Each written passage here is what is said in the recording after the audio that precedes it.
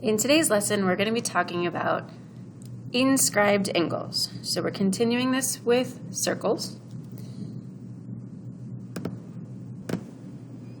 So an inscribed angle has the vertex on the circle and sides are chords. So if I draw an angle, this angle would be an inscribed angle. So I'm going to label this A, B, C.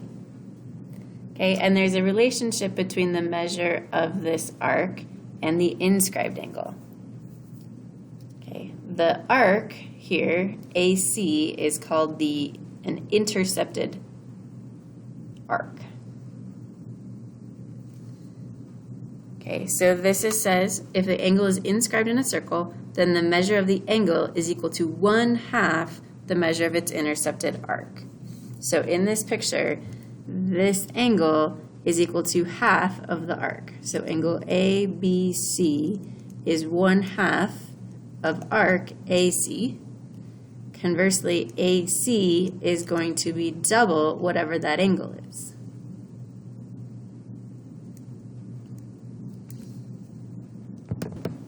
Okay, so let me illustrate this idea. If I had a circle, and we had our central angle. So let's say this angle here is 40, which makes the arc here 40, okay? This arc is 40. Well, if you picture pulling this point back, okay, like you were pulling back a rubber band, that angle is gonna get smaller as we pull it back. So as we pull it back, these two are the same. I pull it back, this angle is half.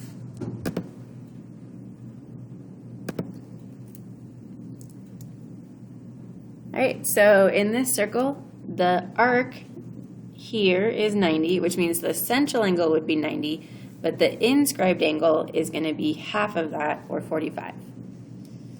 QSR is going, if this is our angle, that angle is half of the arc, so our arc is going to be 226.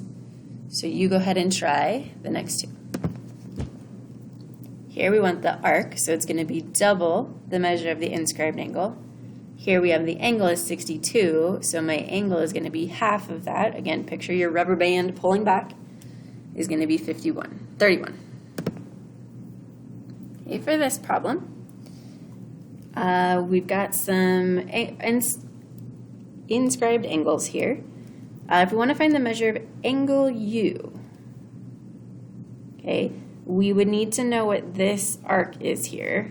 Well, this inscribed angle intercepts the same exact arc. So if this is 30, this is 60, which means this is going to be half of that, or 30. For angle T, these two, this angle here intercepts this arc.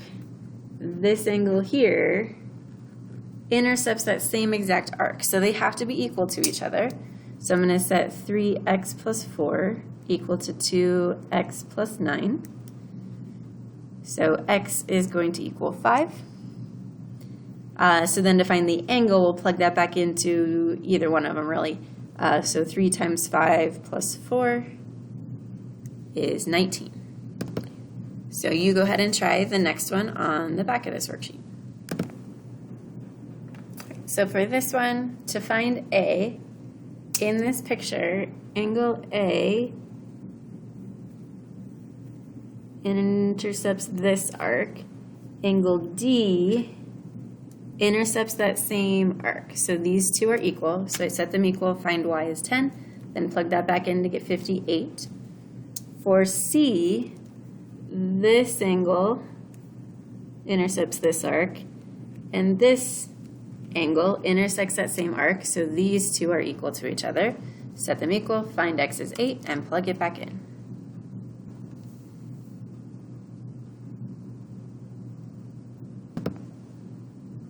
An inscribed angle of a triangle intercepts the diameter if and only if the angle is a right angle. So let me illustrate this idea. So this inscribed angle intercepts this arc. Well, if this is a diameter, that means this arc is 180, which means this angle is 90 degrees. Same thing over here. This one is cutting off this arc. That's 180, which means this angle is 90.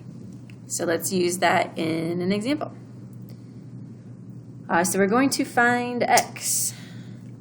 Well, I know the sum of the three angles of a triangle equal 180. If this is 180, this angle is 90. So 90 plus x plus 12 equals 180.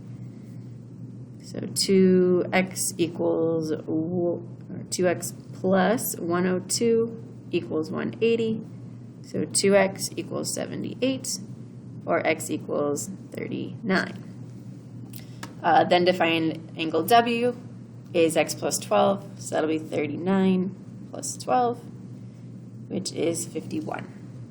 So you go ahead and try the next example. So here, this is 90, so I add the three angles of the triangle up, set it equal to 180. All that algebra leads me to x is 16. Then we take that and plug it back in to find the measure of angle T. So that is inscribed angles.